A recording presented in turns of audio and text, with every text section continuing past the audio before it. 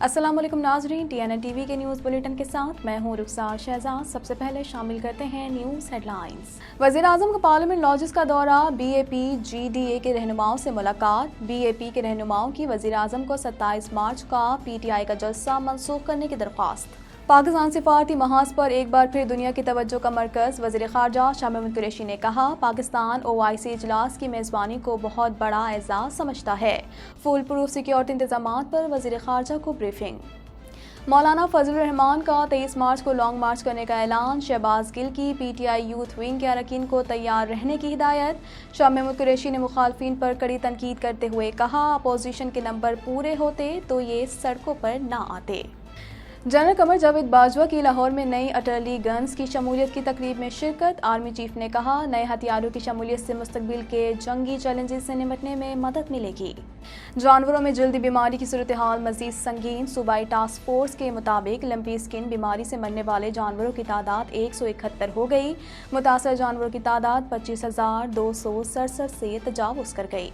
बलोचिस्तान के इलाके सिब्बी में बम धमाके में 4 FC एहलकार शहीद और 6 शदीद जख्मी हो गए। वाक़े की इत्तला मिलते ही सिक्योरिटी फोर्सेस ने जाए वक़ुआ पर पहुंचकर इलाके को घेरे में ले लिया और सर्च ऑपरेशन शुरू कर दिया है। यूक्रेन में लड़ने वाला कनेडियन रज़ाकार मिसाइल हमले में बाल बाल बच गया। नौजवान को वापस कनाडा भेजने की कोशिशें जारी। मिसाइल हमलों में 35 अफराद हलाक हुए थे। कनाडा के अपोजिशन जमात के लिए क़यादत की दौड़, मुखालफिन की एक दूसरे पर कड़ी तनकीद। पैट्रिक ब्राउन का कहना है कि पियर पॉलिवर ने इम्तियाजी पॉलिसियों की हिमायत की। कैनेडियन सूबे ओंटारियो में ओमिक्रॉन में एक बार फिर इजाफा हो सकता है। माहिरीन सेहत का कहना है कि सूबे में ओमिक्रॉन की सूरत हाल वाज़ेह नहीं है। माहिरीन ने मास्क की पाबंदी ख़त्म करने की हुकूमती फैसले पर भी सवाल उठा दिए। कर्नाटक हाई कोर्ट का जानिबदाराना फैसला, हिजाब पर पाबंदी बरकरार रखने का हुक्म। हाई कोर्ट ने हिजाब पर पाबंदी के खिलाफ अपीलें भी खारिज कर दी। मुसलमान तलबात ने तालीमी इदारों में हिजाब पर पाबंदी के खिलाफ दरख्वास्तें दायर की थीं। यूरोपीय यूनियन ने रूस के खिलाफ पाबंदियों के नए पैकेज की मंजूरी दे दी। पाबंदियों से आम शहरी भी मुतासर होंगे। अमेरिका का कहना है कि चीन रूस की मदद ना करे। चीन के हमले का खतरा, ताइवान की रिजर्व मिलिट्री फोर्स ने ट्रेनिंग शुरू कर दी। भारतीय मिसाइल सिस्टम महफूज और काबिल भरोसा है। भारतीय वज़ीर दिफा का दावा। अमेरिका का पाकिस्तान में भारतीय मिसाइल गिरने के वाक़े पर जवाब देने से इनकार। चीन का कहना है कि भारत और पाकिस्तान मुज़ाकरात और मिसाइल गिरने की तहकीकात करें। हेडलाइंस आपने जानी और अब खबरें तफसील के साथ।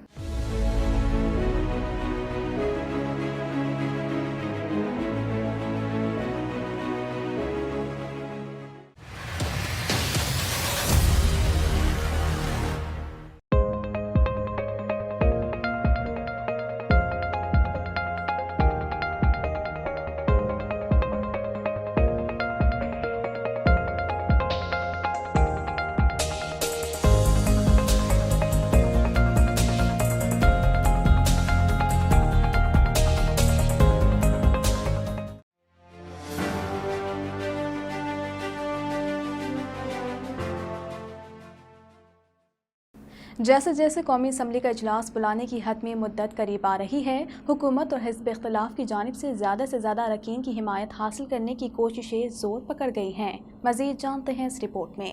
वज़ीर आज़म इमरान खान 2018 में मनसब संभालने के बाद से पहली मरतबा पार्लियामेंट लॉजेस गए, जहां 340 पार्लियामेंटेरियंस की रिहाइश गाहें हैं। वज़ीर आज़म का दौरा बज़ाहिर बलोचिस्तान अवामी पार्टी और ग्रैंड्स डेमोक्रेटिक अलायंस की हिमायत हासिल करने के लिए था, ताकि तहरीक अदम एतमाद के खिलाफ हुकूमती इत्तेहाद को तक़वियत दी जा सके। मुलाकात के दौरान BAP के रहनुमाओं ने वज़ीर आज़म को मुतादिद मामलात पर अपने तहफ़्फ़ुज़ात से आगाह किया।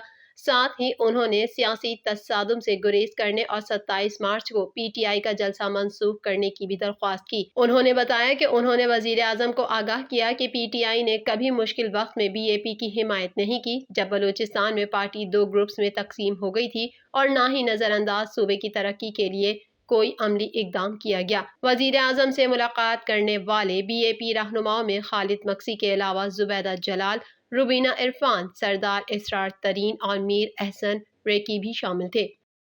वज़ीर ख़ारजा शाह महमूद कुरैशी का कहना है कि पाकिस्तान सिफारती महाज पर एक बार फिर दुनिया की तवज्जो का मरकज़ बनने जा रहा है। वज़ीर ख़ारजा के 48वें इजलास की मेज़बानी के मुंतज़िर हैं। मज़ीद जानते हैं इस रिपोर्ट में। वज़ीर ख़ारजा शाह महमूद कुरैशी का कहना है कि पाकिस्तान सिफारती महाज पर एक बार फिर दुनिया की तवज्जो का मरकज़ बनने जा रहा है। اور وزرائے خارجہ کے 48ویں اجلاس کی میزبانی کے منتظر ہیں۔ تفصیلات کے مطابق OIC وزرائے خارجہ اجلاس کے انتظامات کو حتمی شکل دینے کے لیے اجلاس ہوا۔ وزیر خارجہ شاہ محمود قریشی نے اجلاس کی صدارت کی، جس میں سیکریٹری خارجہ سہیل محمود، سیکریٹری داخلہ یوسف نسیم کھوکر، اسپیشل سیکریٹری خارجہ چیئرمین CDA IG اسلام آباد نے شرکت کی۔ اجلاس میں فول پروف سیکیورٹی انتظامات کے حوالے سے وزیر خارجہ کو بریفنگ دی۔ شاہ محمود قریشی نے اجلاس کے انتظامات پر اطمینان کا اظہار کیا۔ شاہ محمود قریشی نے مزید کہا کہ پاکستان OIC اجلاس کی میزبانی کو بہت بڑا اعزاز سمجھتا ہے۔ پاکستان سفارتی محاذ پر ایک بار پھر دنیا کی توجہ کا مرکز بننے جا رہا ہے۔ مولانا فضل الرحمان کے 23 مارچ کو لانگ مارچ کے اعلان کے بعد معاون خصوصی ڈاکٹر شہباز گل نے اپنے پیغام میں کہا، پاکستان تحریک انصاف کے یوتھ ونگ کے اراکین تیار رہیں، لانگ مارچ کر کے ڈی چوک پر قبضہ کیا جائے۔ فضل الرحمان 27 مارچ کے جلسے کو ناکام بنانا چاہتے ہیں۔ مزید جانتے ہیں اس رپورٹ میں۔ میڈیا سے گفتگو کرتے ہوئے مولانا فضل الرحمان نے کہا کہ متحدہ اپوزیشن کے قائدین کا مشترکہ اجلاس ہوا، جس میں فیصلہ کیا گیا کہ 23 مارچ کو اعلان کردہ لانگ مارچ کا آغاز ہو جائے گا۔ ملک بھر سے کارکنان اسلام آباد کے لیے روانہ ہو جائیں۔ مولانا فضل الرحمان کی جانب سے 23 مارچ کو لانگ مارچ کے اعلان کے بعد معاون خصوصی ڈاکٹر شہباز گل نے سماجی رابطے کی ویب سائٹ ٹویٹر پر اپنے پیغام میں کہا کہ پاکستان تحریک انصاف کے یوتھ ونگ کے اراکین تیار رہیں، فضل الرحمان کا نیا فتنہ ہے۔ فضل الرحمان 27 مارچ کے جلسے کو ناکام بنانا چاہتے ہیں۔ شہباز گل نے ہدایت کی کہ یوتھ ونگ ڈی چوک پر پہلے ہی اپنا پروگرام شروع کرے گی۔ جلسے کی تیاری کے لیے 24 مارچ سے ہی ڈی چوک میں خیمے لگانا شروع کریں گے۔ دوسری جانب شاہ محمود قریشی کا کہنا تھا کہ اپوزیشن کہتی ہے ہمارے پاس نمبرز پورے ہیں تو اسلام آباد میں دھرنوں کی کیا ضرورت، نمبر پورے ہوتے تو یہ سڑکوں پر نہ آتے۔ انہوں نے کہا کہ لانگ مارچ کرنے والوں کو آئندہ بھی نہیں روکا جائے گا، ارکان کو دھمکی دینے، رکاوٹیں ڈالنے کا کوئی ارادہ نہیں۔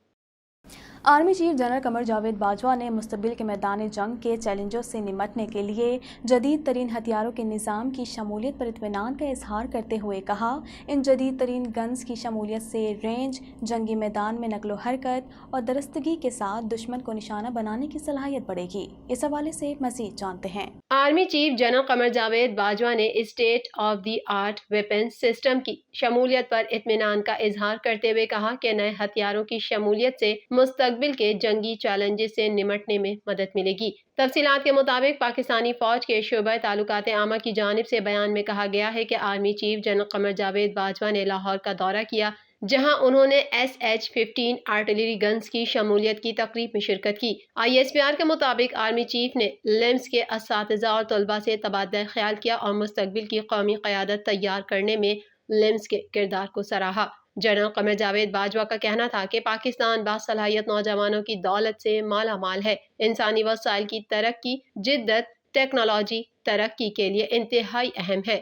صوبہ سندھ کی ٹاسک فورس نے جانوروں میں لمپی اسکن بیماری کے اعداد و شمار جاری کر دیے۔ مزید 318 متاثرہ جانور سامنے آ گئے۔ مزید جانتے ہیں اس رپورٹ میں۔ تفصیلات کے مطابق جانوروں میں جلدی بیماری کی صورتحال مزید سنگین ہو گئی۔ صوبائی ٹاسک فورس نے لمپی اسکن بیماری کے اعداد و شمار جاری کر دیے۔ صوبائی ٹاسک فورس کے مطابق لمپی اسکن بیماری سے مرنے والے جانوروں کی تعداد 171 ہو گئی۔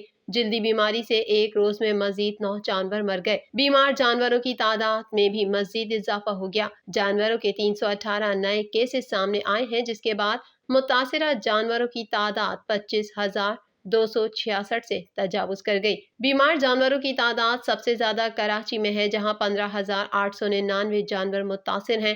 ٹھٹھہ میں 4,360، ٹنڈو محمد خان میں 776، بدین میں 799، تھانہ بولا خان میں 595، خیرپور میں 522، حیدرآباد میں 477، قمبر شہداد کوٹ میں 396، سانگھڑ میں 359 اور جام شوروں میں متاثرہ جانوروں کی تعداد 310 ہے۔ لمپی اسکن سے صحت یاب ہونے والے جانوروں کی تعداد 8,837 ہو گئی۔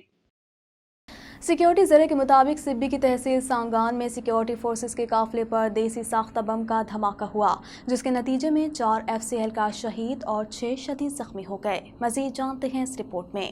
بلوچستان کے علاقے سبی میں بم دھماکے میں 4 FC اہلکار شہید اور 6 شدید زخمی ہو گئے۔ سیکیورٹی ذرائع کے مطابق سبی کی تحصیل سانگان میں سیکیورٹی فورسز کے قافلے پر دیسی ساختہ بم کا دھماکہ ہوا، جس کے نتیجے میں 4 FCC اہلکار شہید اور 6 شدید زخمی ہو گئے۔ شہید اور زخمی ہونے والے فرنٹیئر کور کے اہلکاروں کو ایئر ایمبولینس کے ذریعے کمبائنڈ ملٹری اسپتال سبی منتقل کر دیا گیا۔ زخمی ہونے والے تمام 6 اہلکاروں کی حالت تشویشناک بتائی جاتی ہے۔ واقعے کی اطلاع ملتے ہی سیکیورٹی فورسز نے جائے وقوع پر پہنچ کر علاقے کو گھیرے میں لے لیا اور سرچ آپریشن شروع کر دیا ہے۔ واضح رہے کہ 8 مارچ کو بھی سبی میں جیل روڈ پر بم دھماکے میں 7 افراد جاں بحق اور 35 زخمی ہو گئے تھے۔ مزید خبریں بھی بلیٹن کا حصہ ہوں گی مگر اس بریک کے بعد۔